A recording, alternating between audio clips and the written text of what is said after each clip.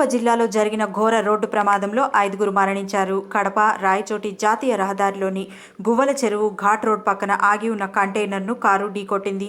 ఈ ప్రమాదంలో కారులోని 4గురు, container driver అక్కడికక్కడే మృతి చెందారు. ప్రమాదం ధాటికి కారు నుజ్జునుజ్జైంది. మృతులంతా కడప జిల్లా చక్రాయపేట మండలం వడ్డేపల్లికి చెందినవారిగా గుర్తించారు.